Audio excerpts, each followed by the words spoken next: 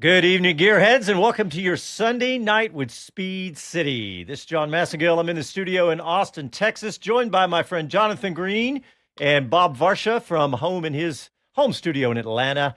And I want to talk about the show tonight. We got tons of stuff to talk about on an off Formula One week. We've had 5 races in 6 weeks, and I am exhausted, but I'm happy to be here. And I kind of fun to relax on our Sunday night where we're not only talking Formula One, mostly Formula One, but I do feel like it's a weekend where we can finally catch our breath because things have been moving so fast. I know. It's like, I've been saying about Hamilton, you can't judge him yet, but it is 5 races now. It's true. He's 5 races in and still hadn't gotten it all together yet. I hadn't realized that he was 30 seconds behind Leclerc in the last race. Oh.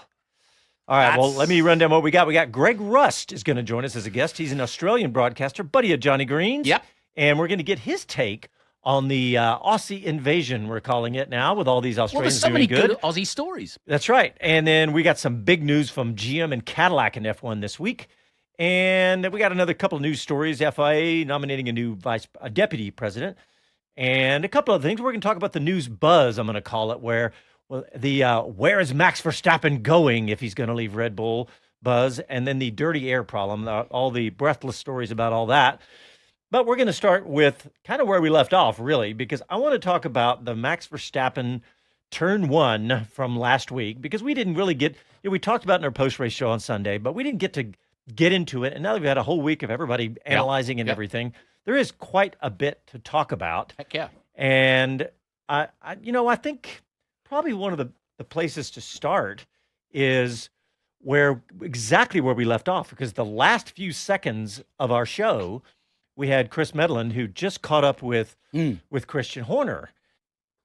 And Horner was talking about, he brought out the photo, right? The photo that he didn't just bring out one photo. He had them printed off by an assistant. Yeah. And he was texting, I think. He texted her. Yeah, he was texting her to bring me these photos. Not those photos. So I thought you'd pick up on that. Yeah, not those photos. No, he brought a whole pile into the press conference. I saw a picture of it. Well, what was pretty cool was that he had just brought those out, and Chris was standing in front of him, and he handed Chris one. But so we were kind of right on the bleeding edge of that story.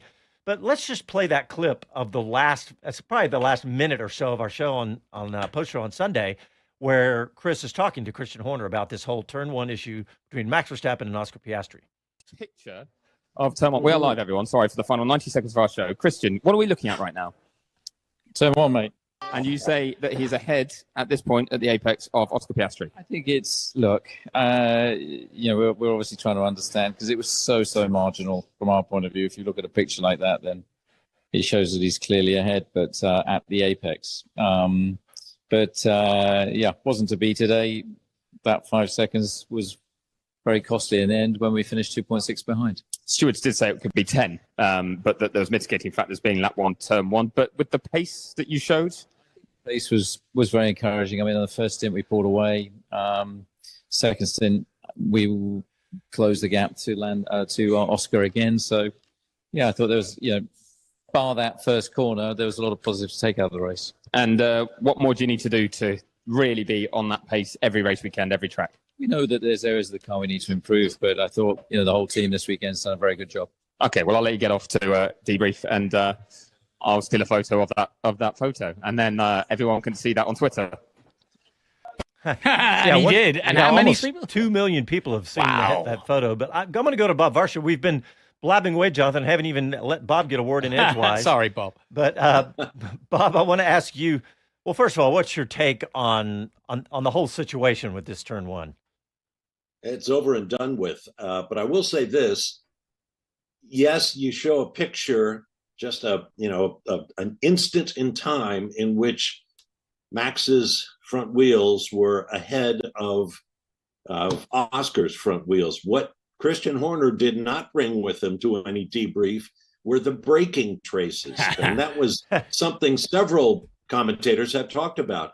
As soon as Max, this is typical Max. He did it in Mexico last year a whole bunch. As soon as he knows that he's beaten in that corner, he'll let off the brake, which he'll go deeper because the other driver is braking, and then he'll drive off the road and say, I was pushed off. Yeah. So until we see those braking traces to see when Max let off, I don't want to hear about it. Yeah, Karun Chandok again. We were talking about him earlier. He smiled and said that just before that moment, Red Bull had put out an Instagram photo from above, from a drone shot or from a helicopter shot, whatever, an above shot showing from a satellite, I think. Yeah, they've got their own. But they showed a picture of them approaching the corner, and it was a still shot, but it showed Verstappen ahead. And I was like, yeah, well, he let off the brakes, so yeah, of course he was ahead. But like you said, like Bob says, it's an age-old Verstappen trick. Well, I like the fact I saw a news story on therace.com, the-race.com, and they said they talked about, hey, let's not forget about the new rules that in relation to overtaking on the inside of a corner. Last year, there were 4 key elements, and they were that for a driver that earned a right to room when overtaking, the car must do the following. And one of them is have its axle at least alongside the mirror of the other car, no later than the apex of the corner. Number 2 was be in a safe and controlled manner through the maneuver in entry, apex, exit, and without deliberately forcing the other car off the track at the exit. This includes leaving a fair and acceptable width of the car being overtaken from the apex to the exit of the corner, and be able to make the corner within track limits. And Bob, I'll start with you. This is a stupid question. I was going to say, did Piastri do all that? But clearly he did. Yeah, I think he did. And on the other hand, I think Max didn't. I think if he did, indeed, let off the brakes and sort of sent himself into no man's land, then he missed that. I think it was the second of your 4 stipulations there. He did not make a controlled entry into the turn. But, again, it's, it's nitpicky. And just because you have a picture of your car ahead of the other guy, that does not tell the whole story, I don't think. Now, Max is an easy guy to dislike, and I'm not saying I dislike him, but I think, in this situation, I think Horner was being a little disingenuous, and Max himself, he was cool with it, it seemed. Afterwards he said, hey, you can't win them all. It's what happened. I thought it was a little harsh, but, they called it. We move on. It's unfortunate. What I think was on the flip side is that Piastri braked as late as he possibly could, and as we all saw, he made the corner. So in many ways, the analysts, the pros that were in Sky anyway, said that was the perfect maneuver because he made it impossible for Verstappen to do anything, and he made the corner. Therefore, the emphasis is on the guy that wasn't going to make the corner, and that was the guy who got the fine. Yeah, and I want to ask you a question, Jonathan. So I saw another YouTuber, a really actually ex-F1 mechanic, talking about how he was not defending Priestley. Exactly. He was not defending Max Verstappen necessarily, but he was saying, I can understand how he did this, what he did, and as he was saying all that, and I love Priestley. I think he's a brilliant guy. Brilliant. Very good. But all I could think about was, okay, Max, there were several places where Max could have not done what he did, right? He could have tucked in behind Piastri at multiple places, including after he went off track.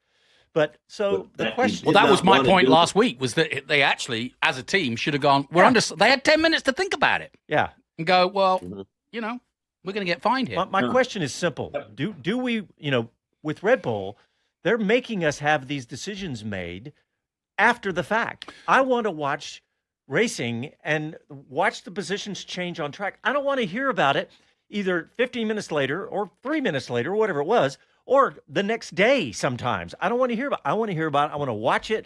And Max and Red Bull are forcing us to have all these issues like this. Well, thank you for bringing my high horse out of the stable, because I can sit on it now, because you're right. My takeaway from Saudi Arabia was, yes, that incident, but that was sorted.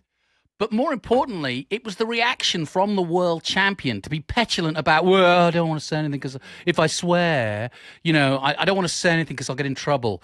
And I get I support him on that, in that he's having a go at the FIA for being stupid about swearing, and also about having opinions. But he's then backed by the photographs and the Helmut Marko and Christian Horner. What I'm getting at is the culture is wrong. Exactly. For a world championship winning team to be basically taking the sport into disrepute. But I mean, if NASCAR today finishes at Talladega, which it will, with a huge crash, if the winner gets stiffed at the end, which so often happens, in fact, it happens pretty much most weeks, you won't see, Tyler Reddick. I mean, you occasionally do, but you won't see Tyler Reddick go, it's not fair, and I want a call back. I want to do the last 10 laps again. And, that's where we're getting. It's kind of a school.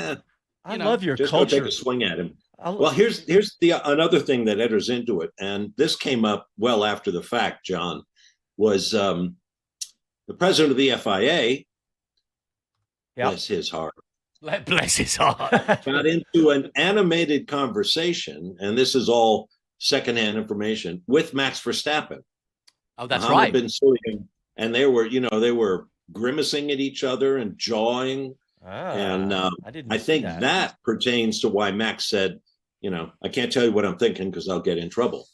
I would imagine that's exactly what MBS was the point he was making to Max. Yeah. So, as Bill Maher would say, new rules, and the new rules are send it and swear as much as you like as you do it. There we go. All right, guys, we got to get a quick break in, and when we come back, we'll be continuing our discussion a little bit, but we're also going to have Greg Rust, Australian broadcaster, right after this.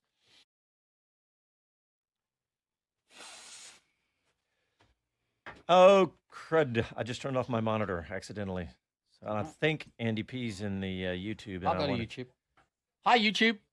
What's happening over there while I get my monitor? I'm Johnny Green, and I'm not eating anything yet. You were. You just made a big mess. You got stuff all over my phone. I can't open a can of sparkling water. That's how stupid Big Chuck TV is with us. He hadn't been here recently. He said, I wish I made it to Dakota this weekend, but the GR Cup race was a really fun watch. I did make it out there, Big Chuck. I went out there for a little while, and I was walking through the paddock, and I was going, God, I can't believe I forgot a hat. Yeah, and this girl walks up to me, and she goes, would you like a free hat? And I was like, it was literally like 10 seconds later. She was from Continental. I should have brought it. I didn't bring it, but anyway. Andy P, he got his organizer. I dropped it in some sort of UPS FedEx kind of thing. Oh, good man. It's all right. Not a lot of note space. Greg has joined us, but he's on the other side of the world, but he looks like he's halfway around. He's got the camera 90 degrees. There we go. Much better, Greg. Yeah, that's good. Greg, we're in a commercial break right now, but we're still live on YouTube. Just we stay live on YouTube, and we'll see you. So we will be on YouTube if you want to use the link. All right, here we go. Come on.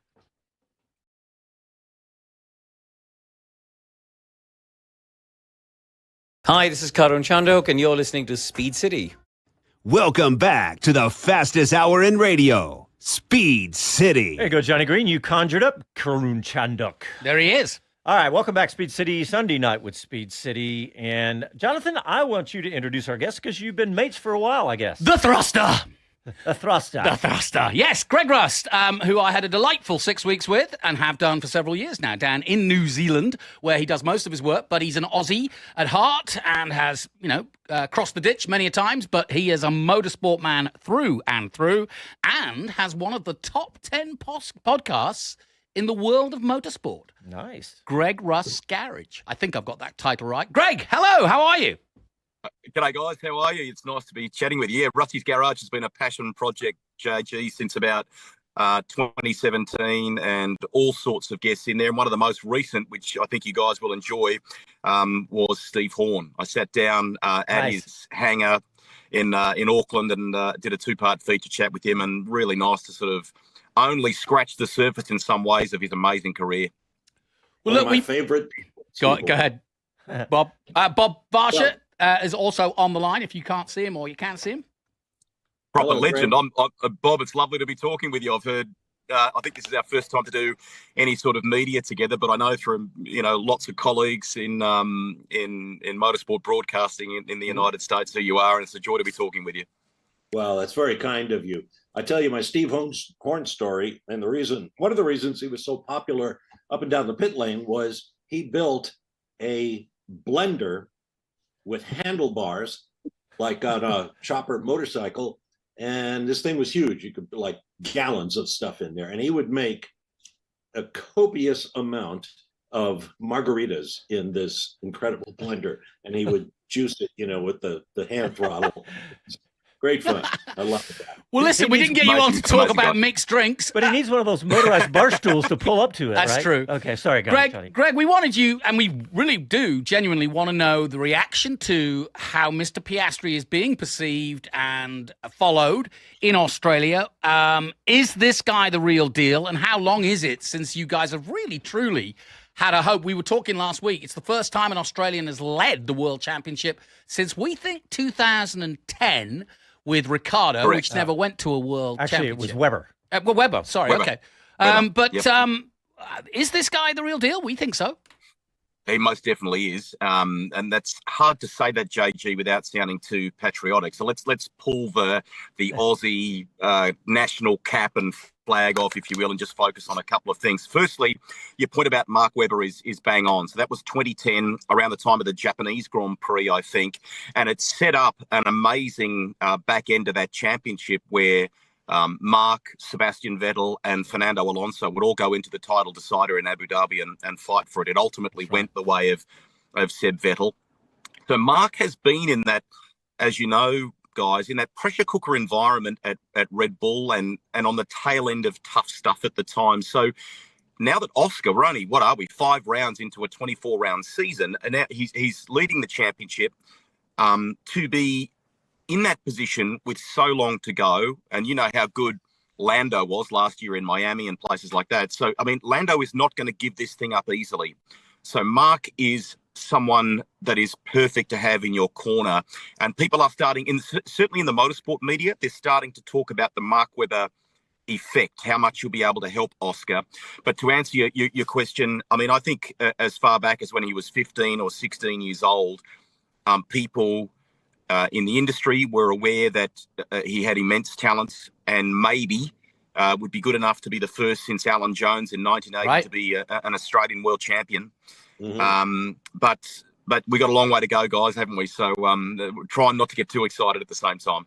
Yeah, you know, I can't. I smiled, Riley, when I saw McLaren talk about papaya rules, and I was like, oh my gosh, Webber must be turning in his breakfast right now, because Seb, multi 21 Seb, he must be on it. He must be in Zach's ear going, my boy. Maybe the junior driver may not be. I don't know what the contract is, but it's obvious that those two have the right now to race against each other. And it might, like it has in the past, but Webber's the perfect guy to represent Oscar in a situation where you do not want to be number 2. And you sense, Jonathan, that that's exactly what he's fought for. He's fought for an even playing field. So, and doesn't it? I think all of you would agree, it helps a young racer to not have to worry about the prickly things that you might have to deal with your team, with your bosses from time to time. Mark can look after that, right? Oscar can just focus on being the racer. And so far, the kind of cool, calm, methodical approach, I mean, even to have Max Verstappen singing his praises and complimenting him on the way that he's going about piecing together this championship every year since he's joined Formula One. Forget what he did in F2 and F3, which was mighty anyway, but every year he's progressed, and clearly this is going to be a very big year for him.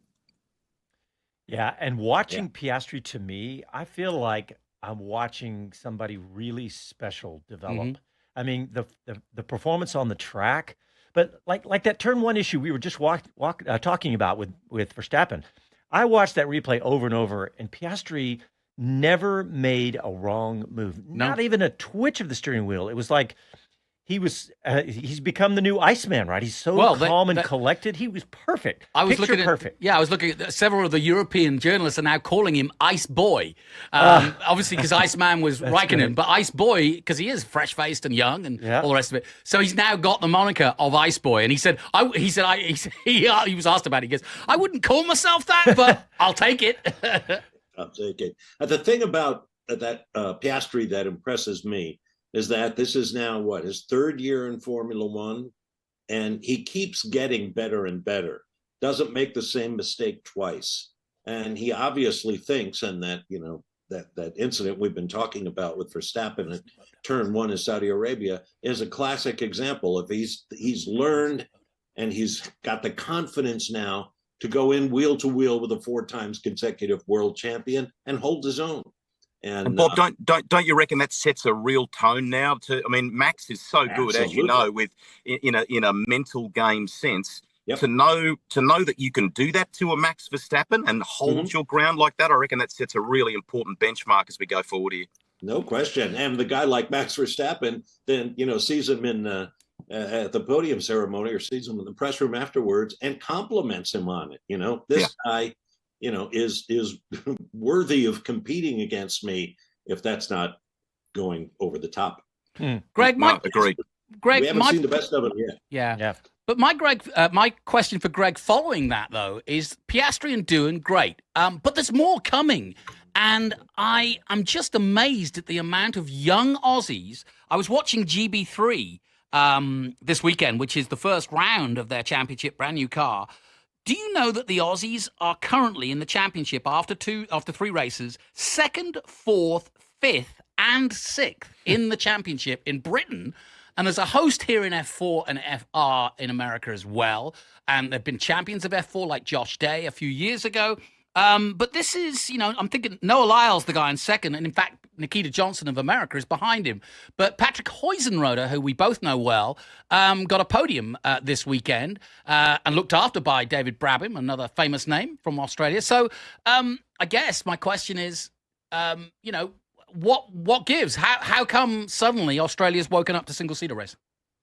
I think in part this goes back to some great management at Karting Australia. Mick Doohan has been on the board there, for example.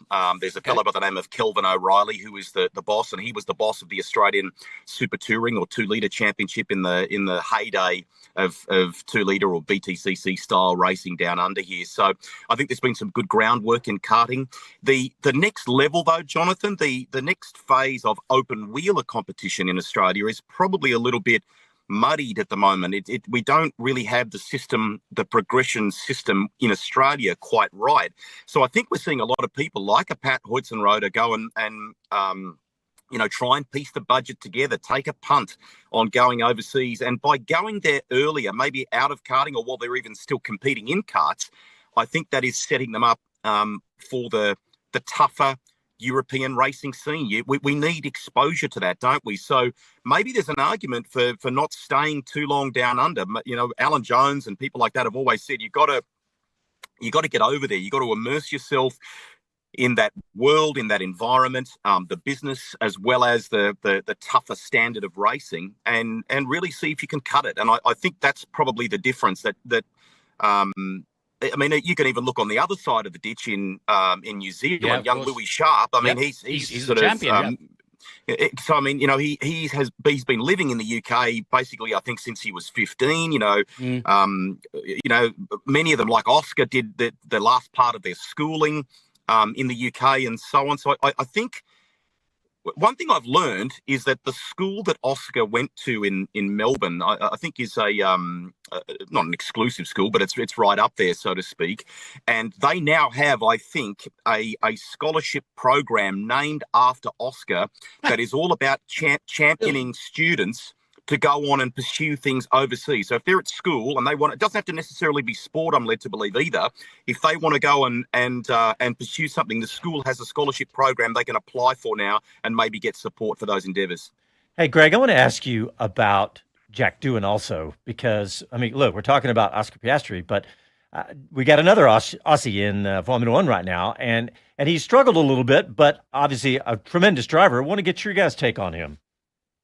I've seen him come through karts. I know how properly disciplined he is. I asked Daniel Ricciardo a couple of years ago in a short cast that I did with him about Jack, and I think they were living close by at the time in Monaco, so they'd done some training and things like that together. And Dan kind of had this wry smile, and he said, "I really like the way Jack goes about this. His approach isn't one of singing it from the rafters. He just sort of in a bit more of a quieter fashion gets in there and does it. So I think he's got immense potential. I really hope, unlike what we saw, I guess, with Liam Lawson, that he gets a good, fair shot at this. Mick Doohan, his father, as you guys all know, is very savvy when it comes to deals and contracts and world championship level competition. So that they haven't gone into this with their eyes closed. They're I'm sure, very well prepped. And hopefully he gets a good, fair chance at this. And you know, I don't want to take anything away from Franco Colapinto either. He made such an impression when he was driving there. But we probably, if we're to offer balance in this discussion, you know, there were moments that it wasn't perfect for Franco either. So just, I guess, so long as Jack gets a fair shot at it. You mean fair shot like Liam Lawson had 2 whole races? Like I really struggle with that, guys. I mean, I get what they were trying to do there in terms of, but I mean, Max is superhuman, right? What he does with that car, clearly it's not perfect. You know what, Greg Murphy, who Jonathan has dealt with down here in New Zealand, a very respected racing driver, 4-time Bathurst winner and so on. He's been on a podcast down here in the past week, and he has talked about the need for Liam to have the kind of Mark Webber style support around him at this time on the ground in Europe. I mean, he's had people here in New Zealand assisting him and so on as he's climbed the ladder, but he really needs someone like a Mark Webber in his corner at the moment to have navigated all of that. 2 rounds was not fair in my opinion. Yeah, I couldn't agree more, and I think that's the problem with Liam. He signed up 6 years ago, moved to England, but he's been on his own. And he's got Grant McDonald looking after him, but he's based in the UK. His dad's been very helpful, obviously, but these guys aren't professionals at that. And I agree with you, Greg. I think that's a good point. By the way, what's Ricardo? What do the Aussies say Ricardo's going to do next? Yeah. And by the way, God, he could be anything. He's been popping up, literally, if you pardon the pun, with some of those enchanté shops of his. So he had a pop-up shop in Chapel Street in Melbourne during the Australian Grand Prix weekend. So, of course, naturally, all of us were thinking, okay, he's going to turn up at the Grand Prix. And I'm led to believe he did sneak into the paddock, but on the quiet. There wasn't really much of a media fuss made about it. So, I mean, I sense that he's having a breather. He's channeling all that positivity into another business venture, if you will. I'd love to see him have a crack at a Le Mans 24-hour or an Indianapolis 500. Or, I mean, let's not forget he drove for some promotional activity, a supercar in the lead up to the Australian Grand Prix a few years ago with Rick Kelly. I mean, to think that he might go to Bathurst one day and maybe tick that box or scratch that itch, as they say, I'd love to see that happen. What about Cadillac?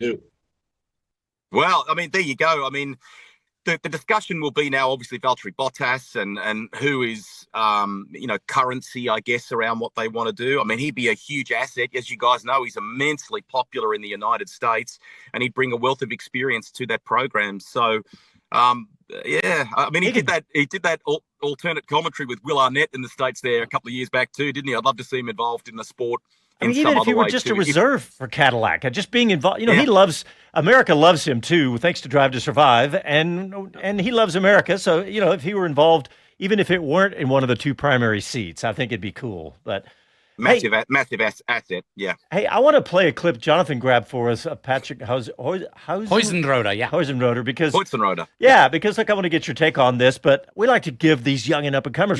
We've done it all the way back to beginning of Lando and everybody else. So, and he is the epitome of what I'm talking about, and what we've just been talking about. Yeah, this is right after his, I guess it was a podium in GB3. He got 3rd place in race 2. Let's hear from Patrick. I'll say it again, Patrick Huizenroder. There you go. Patrick Huizenroder. Hey Pat, good to see you again. Good podium from you. Talk me through that race. Yeah, I mean, it was a pretty hectic first lap. Sort of 4 of us going for P1. Got a bit tight in the chicanes there. But overall, these cars are great to race on lap 1, and then after that's a bit hard to follow. Pretty happy with the tyres. I think we were on our oldest set, so to be able to race on those was nice. And yeah, it was a good battle with Keanu, and yeah, DRS was good to use. A little bit of chaos out there. I mean, talk me through, kind of happy to see it around you but not involving you? Yeah, it's good to see it in the mirrors. I saw some smoke, but it was all eyes forward pretty much as soon as I was gaining spots. It was just eyes forward and try and get past the next one. So very happy. We've worked hard to get the car into the window this weekend. Weren't quite there in qualifying, so to give the boys a podium is really good. I'm aware lots of people back home will be watching in the middle of the night. Do you want to say something to them? Yeah, and I forgot to thank the boys in New Zealand, so that goes out to them. Excellent, sir. Congratulations, Pat. Cheers, thanks. That includes you, Greg. Hey, Bob, you got a question for Greg? Yeah, go for it. Well, yeah, Greg, the last time I was in Australia was a long, long time ago. And the racers that I spoke to impressed upon me how expensive it can be in Australia to race, because your parts have to come from everywhere else. They have to be imported, and that's expensive. Given all the craziness about tariffs, our fearless leader is slapping on every country in the world, including a bunch of penguins on an island near Antarctica.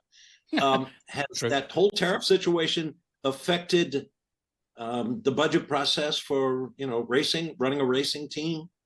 I'm about to get a bit more of an idea of that, Bob, this weekend. So I'm working on the Australian GT Championship. So you guys are very familiar with those sorts of cars and the fact that they need parts and bits and pieces from overseas and so on. So, I don't fully know yet the impact of that. It's already an expensive game, as you rightly point out, and so on. Okay, good. I'll listen in to find out what you learned. Hey, Greg, Rust, thank you for joining us. Yeah. We really appreciate it. I wish we had more time with you, but yeah, thank you so much. We'd love to get the take from, around the world. We don't want to just have our own little echo chamber here. No, and as this progresses, let's hear what the Aussies are saying and what you have to say, and also put them in the rotation. Yes, plug your podcast because it's good, and Greg. I've been on it. Thank you very much. Yeah, we had a fantastic chat too. So Jonathan is in the library.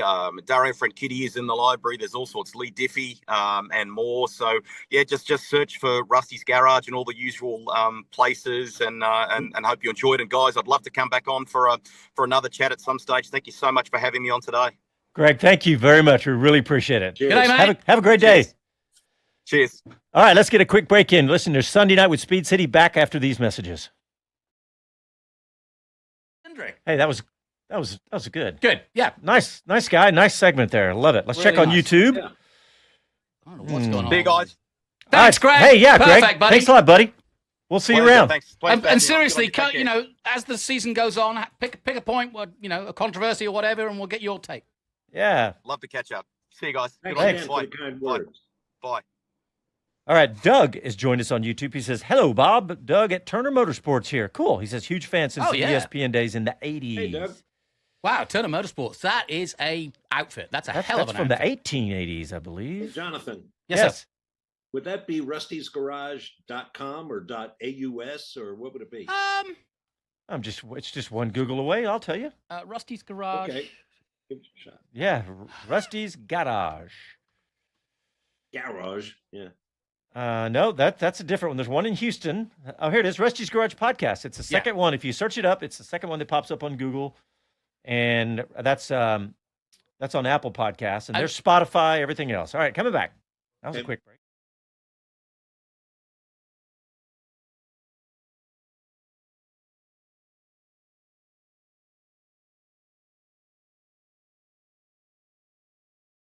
Hello to everyone. This is Gunther Steiner. This is Speed City. Welcome back to the fastest hour in radio, Speed City. I wonder if I'm going to have to share my office in Miami next weekend with Gunther Steiner again, because if you recall, Your office. Yeah, my office is the Pirelli Hospitality, which is one of the places that I've got. Chris's office. That's true. That is Chris's office. But Generally. he doesn't actually go in it. He just hovers near the That's Wi-Fi right. signal. But anyway, we'll either be doing the show from there, or there's a couple other spots that may pop up that I might be able to do it at. You've got the entire football field to deal with. That's true. There's plenty of places. All I need is a Wi-Fi signal, and I'll be good to go. So, but hey, I want to talk about this story about the GM Performance Power Units officially approved as a power unit supplier, and the delay, right? Yeah, I dug it. Yeah, finally, I read your story and dug into it, and now get it. It makes sense now. Yeah, well, explain to everybody what we're talking about. So, okay, Cadillac have officially been welcomed to the crowd, despite the fact that they're American. I mean, obviously the Europeans don't welcome anybody. Clearly, exactly. Anybody with the name Michael or Andretti is not welcome. But if you have enough money, you can go. Anyway, I'm being facetious. But no, they have finally got their FIA stamp. They are gonna be the 11th team. They are coming in soon. They're going to take Ferrari engines, and they announced that they were going to take Ferrari engines till 28. And then they would be their own OEM. They would bring their own power unit. And that actually was Formula One's kind of real interest, was that they wanted... Right.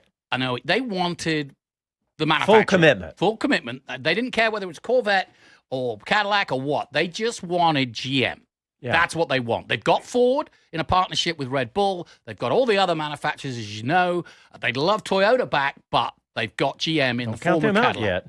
No, but the reason why they've now put this story out, that's saying they're going to put it back to 29, is because you know all this bring back V10 story that was up in the rules.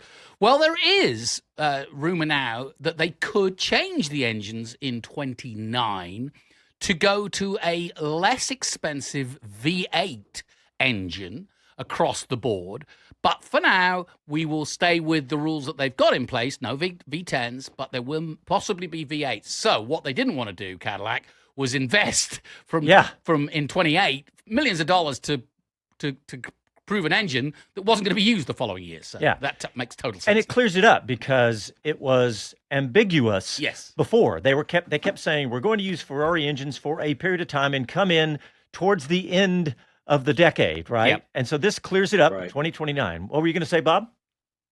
Well, I think it also tells us something else. You know, we talked a couple of weeks ago about the difficulties that are being reported that the engine manufacturers are having dealing with this proposed, eliminate the MGU-H, 50-50 internal combustion, electric split of power. And people are having trouble with it. So the discussions included, and Mark Hughes has written extensively about this in these hush-hush meetings. Toto Wolff has come forward and doesn't want to change anything, which tells me that Mercedes is well along in its plan. But other teams, including Red Bull, are not. So I think that's part of the reason, part of the impetus for this V10 thing, and part of the reason GM wants more time before they commit to have their own engine, because this is an engineering challenge that is turning out to be a lot more difficult for everybody than folks thought it would be. Yeah, and to go back to your point, you were just saying Mercedes, Red Bull, this is an indication of who is far enough along and who's not, right? I mean, that's really what you were saying, Bob. And Renault wants out, so they're gone. They'll be using Mercedes. Yep. Audi, has their own position on all this. Honda has their own position on all this. And there seems to be a lot of tension in what we're hearing about getting this new engine formula together for next season. Yeah, and interestingly enough, reading between the tea leaves, as we like to do in England, and certainly Adrian Newey likes his tea, but Adrian Newey has come out and said next year will be a power unit-dominated series, which I thought was interesting. And then when weirdly, the Max Verstappen, where's he going to go? He says nothing. But what's interesting is it's led to a conversation as to where he might go. And it's led not to Ferrari, but to Aston Martin, where Newey is, or to Mercedes. And the thinking there is that engine package, or any of McLaren, Renault, whatever, but obviously the top team of those Renault guys is McLaren. Well, there's no room there. But there could be at Mercedes. In fact, there's a chance of a swap there for George Russell to go somewhere else and Verstappen to come to Mercedes, which would be a monumental shift, but one which, when you think about it, Hamilton did from McLaren to Mercedes before they became competitive. And then the rest is history. So it could be an amazing move by Verstappen to actually jump out of Red Bull when it's no longer the power it was. Yeah, especially if, as I just said, Mercedes is leading the way in this new engine next year. Exactly. They're talking about equalization and very anti-Formula One type of solutions to try to keep the competition equitable and certainly more exciting than if somebody just drives off and leaves everybody because their engine is so much more advanced than everybody else's. Bob, what are the contract stipulations for with that Max Verstappen has with Red Bull? Because I think he's under contract through 28. Yeah, but there's performance in that. But there's a performance clause, right? Isn't there? Yeah, correct. That's what we understand.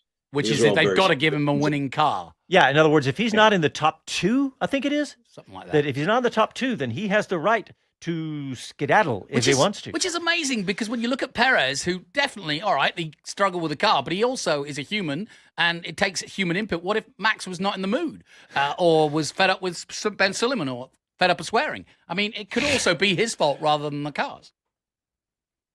Yeah, no doubt. Yeah, I'm looking at the contract. It says, and these are, I don't think the contract is public, but that's what. I was going to say, how did you get his contract? No, I think this is just the rumor that right. and you know, a lot of times these rumors, where there's smoke, there's fire. Yep. You know, the fact that he's not in the top two, that, and some are even saying by the summer break of that year. So I mean, you know, if history's taught us nothing, jumping ship at the right time is one of the smartest moves. In fact, it's the Hamilton in 2013 is what you're saying? Well, yeah, but also Alonso's entire career. That's his one Achilles heel. He's made bad decisions, actually, and has had a bad reputation for being trouble. And he can be, or at least Machiavellian to the point where he gets the whole team behind him and runs the team, and not a lot of people like that. He's quite that's why he took Pedro de la Rosa with him, and you know, he's not an easy character, and it's cost him, and that's why he's only got 2 titles. Yeah. All right, I want to move. We were talking about Cadillac just a minute ago. I want to play a clip of the interview that we had. That Chris Medlin got for us. By the way, if you're tuning into the podcast or show for the first time and you're not hearing Chris on the show, the Sunday night show, Chris travels around the globe. And when there's not an F1 race, I don't even ask him to come on the show because he is recovering and well-deserved. And I believe he's running in a marathon. And if you go to his Twitter account or any of his social, probably you'll see where he's running a marathon in support of and is to help support the cancer research efforts. I think his mother, he said, has been diagnosed, and she's having some chemo right now. I got to say, if you put Christian Horner in front of him and asked him to chase him, there's a good chance he'd catch him. That is very true. But yeah, that's why Chris is not with us. But anyway, back to Cadillac. Chris did an interview with the Cadillac team principal, Graham Lowden. And one of the questions, of course, Chris asked him, which is what Andretti's been dealing with since day one and been really good about. But now Lowden is saying the same thing about American drivers. So let's hear Graham Lowden, team principal for Cadillac. You know, there's a bunch of extremely good drivers out there who are all hungry to be either in F1 or back in F1, and so there's no shortage of potential applicants. And needless to say, since the entries confirmed, my phone's been sort of reasonably busy, and you know, it's important to spend a bit of time with potential drivers for the team and just find out what their motivations are, and you know, understand where their thinking's at and stuff like that. So you know, they're important decisions, and you know, I would stress that we're only in very early stages at the moment. Yeah, one name I'm going to put to you. Actually, I'll put a few, but one that's spoken this week was Sergio Perez, who said he'd been approached by a few teams. He said, more than one has spoken to him at least about a potential return in 26. He didn't say how serious any of those talks have been, but is he someone that maybe you've spoken to just to sound out his potential interest in the project? Yeah, I mean, you know, we are either planning or have spoken to, you know, probably 7 or 8 drivers altogether, I would guess, and you know, it'd be no surprise that anybody who has got recent Formula One experience would be included in that list. But you know, I would stress that at the moment, any discussions are very preliminary. Just, you know, they are just that. Yeah. No, I saw Valtteri Bottas walking around earlier as well. He's another name that gets thrown into the ring as a race-winning, experienced driver. I guess, is that one of the upsides though? Is you are looking at a market where available next year are a number of drivers who've won races and have, as you say, competed as recently as last year. Yeah, you know, we are in a lucky position from that point of view. There's a bunch of people with a lot of experience, and not just turn up and drive experience.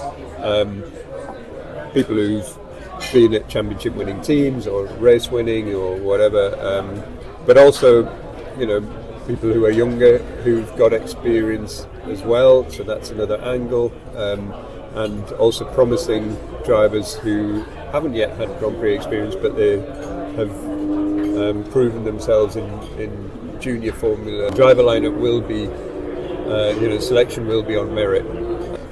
And I know there's been a lot of interest as well in an American driver potentially being part of that lineup, but I guess you've got a wide range of great talents there. As you said, young drivers, you've got like Jack Crawford coming up in F2, but then you've also got the likes of Colton Herta in IndyCar as well, winning races. Yeah, exactly. You've got Colton, who, obviously very interested to see how Jack goes in Formula 2. So there's a lot there as well, and as we've said before, I think everybody would expect a Formula One team to hire their drivers on merit, and that's what we'll do. But as we've often have said before, there's nothing stopping that, meaning that we would have one or more drivers from the US at some stage. There's no shortage of. No, there isn't. No. And that's the one thing that is really good timing for Cadillac is, the Bottas's, Perez. That's right. Ricardo. I mean, he said that in the full interview. Yeah. Exactly what you're saying. That it's timing. It's always the way, and you've got to look at it from like Bottas's point of view. I mean, he's a reserve for Mercedes. Don't jump too quickly. I mean, this is a new team. I'm not going to come out the back. He's just had a bad experience at Sauber. He may not want to leave his job as dominating the internet with his silly videos right now. Well, he's probably a pretty cushy job at the moment. Did you say cushy or cushy? Okay, that's his calendar. Okay, never mind. Sorry, I was confused. I tell you what sums up this sport though. Logan Sargent, not even a mention. I know he's given up and he's sort of officially retired from wanting to be in the sport. But if it had gone just a little bit better at Williams, God, he would have been a shoe-in. You say retired from the sport, but I mean from F1, but maybe the whole motorsport. He's talking about. He says he's done. Yeah. Which when you think about what I was going to say, that what sums it up for me is that that Sargent literally dedicated like all these other drivers from a young age of a knee high to a grasshopper, age 8, whatever, dedicated himself to Formula One, got there, and it's just it's devastating. Yeah. And as we heard, Jonathan and I, in our conversation with a member of the Aston Martin team, he didn't have a great car. So I mean, even Alex Albon crashed the Williams. Well, and actually, if you remember, Albon had a crash, and Logan had to leave his car to Albon. That's how tough it was. Yep. That's how bad it was. Oh, that was bad. All right, let's get our final break in real quick. Oh, Bob, hold that thought, and we'll come to it right after the break. Listen to Sunday Night with Speed City. Back after this. Thought? We're way too old to that. I'll write it down. Yeah. That's why I got my notebook in front of me. Doug on YouTube says Perez's results don't look so bad now that we can compare to, kidding. Especially before Tsunoda started, settling in a little bit. And, after it was just ugly, and Perez was just laughing all the way to the bank. I'll bet. Yeah. Well, by the way, driver that drives that car says the same thing. Yeah. This is a bitch to drive. Yeah. Yep. It's true. You've got to put some blame here on the Red Bull people, and I'm talking, back to. And I don't mean but I mean the designers, even the Wheatleys and the Newies that have gone. They've made some fundamental errors and built a car around a particular driver, clearly giddy that he's winning them world titles. And I mean, I guess it's a double-edged sword. He's won 4 titles, but but the car is obviously not something that you can win a constructors in very easily. Just FYI, if you're listening to the podcast and not watching us live, when we're on the radio, we go to break. We stay live on YouTube. That's what you're hearing now. All right, now we're coming back.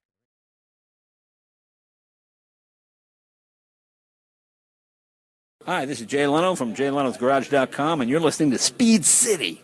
Welcome back to the fastest hour in radio. Speed City. We both still laugh at that. That's what, 5 years old or something? No. It's older. How about 10? That really is. Speed City. And if you know Leno at all, he was basically making fun of us. This was way back when we first started, and we were nobody. Yeah. And not He's a comedian. That's what beyond they that now, but anyway. But he did it. And you're listening to Speed City. But he did it. Bob, I interrupted you rudely to go to a commercial break. And if you remember what you were going to say, please jump in. You interrupted me commercially. That's important. Back when Michael Andretti first suggested this team, I seem to recall him saying, we promised not only would we enter Formula One, but we'd enter Formula 2 and Formula 3 and so on.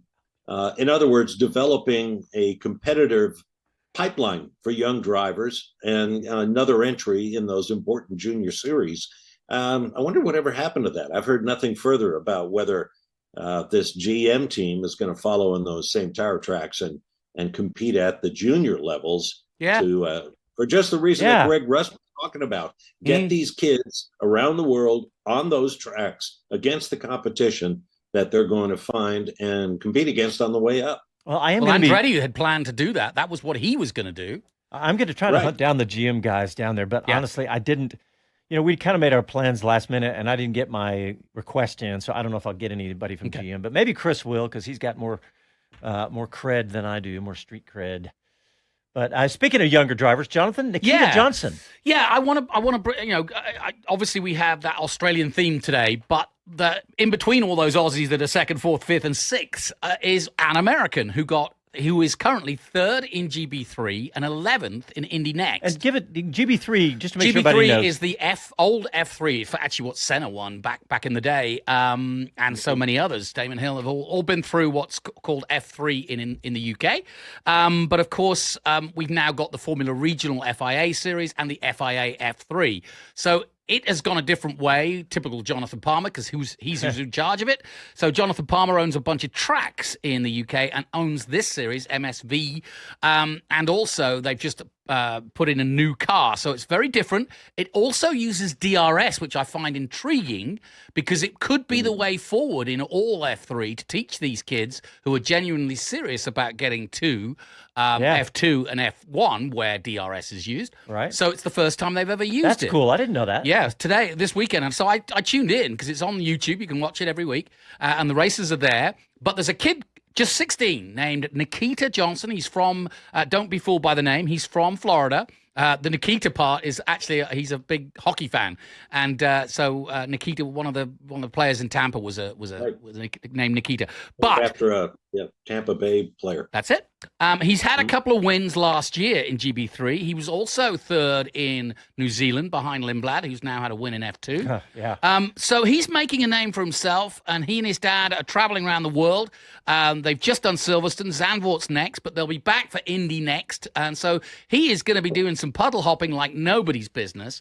But I do think at 16, he could be the next big American thing because he's already with High Tech, which, if you like, by association, is owned by Ollie Oakes, and therefore is part, if you like, he's being seen by the owner or team principal of Alpine. So that puts him in the fray, or puts him in the limelight. But he's also racing. He's got one leg also, obviously, on the road to Indy. So I'm keeping a watchful eye, and he's getting the results.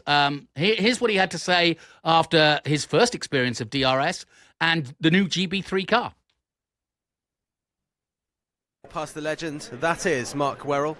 Nikita, first podium of the season for you. How did it go out there for you? Pretty good. I mean, I'm happy with third place. It was a tough race. I had to defend most of it, and then I was also on the offense trying to get second. So it was a bit tricky handling them both because I think we had enough pace for second, but I had to go block and keep third for half the race. So it was pretty tricky. I mean, we'll go look at the video and data and see what I could have done better with that side-by-side racing, but I'm just happy we got good points, and we're just getting in the right direction. You've jumped into quite a lot of cars this year already, and maybe in the last 12 months, an incredible amount of cars and raced incredibly well. How quickly have you managed to get to grips with this new GB3 car? I think the first 2 days. It was a little bit different than last year, but it all feels the same, just a little bit more downforce and power. Excellent stuff. Well, you've certainly got a decent result straight away, and we look to see you in the good race. Thank you. There we go, Nikita. Nikita Johnson, keep an eye on him. He unfortunately got taken out in that race by Freddie Slater. Hey, well, you just got a little bit of time left. I want to touch on a story. ESPN released their television ratings after these first 5 races, and Sunday's Saudi Arabian Grand Prix attracted 1.5 million viewers, peaked at 1.7, and the stats are amazing. 580,000 viewers from 18 to 49, second largest event audience ever, and up from 924,000 when it was last year. Now that it was held on a Saturday, but still, the numbers they've been incredible, and the whole season has, right. We're ahead of last year. Now The timing of the races, Right. you know, 5 races is a little tough to get a measurement, but I have a very quick anecdotal story. I stopped in an embroidery shop. I was literally driving down Mopac, pulled off. I didn't know you sewed. And I don't. That's why I stopped in an embroidery shop. And Did you get a new apron or something? I wanted to try to get some new shirts for us. New penny. So anyway, I stopped in Okay. and I walked in and there was a line up to get up to the counter. And I was literally the only male in the Sure. entire store, all females. And I get up to the counter and I had one of our shirts. I had it in my car and I grabbed it and they're saying, what do y'all do? And I said, well, we do Formula One. And all of the girls stopped and turned around. And one of them said, do you get to interview the drivers? Yeah. And all of them started chatting among who was the best looking, Leclerc or I don't remember who all they were, but all of them, all of the That's 3 really young interesting, girls yeah. behind the counter, Yeah. obviously been watching Drive to Survive. Yeah. So, It's really. it's definitely got that capture. Yeah. We're out of time. Fast. Thanks, everybody. Thanks for tuning in. Jonathan Green, thank you, Jonathan. And Bob Varsha, thank you. And thanks to Greg Rust for coming on. And we'll talk to you next week. Happy trails.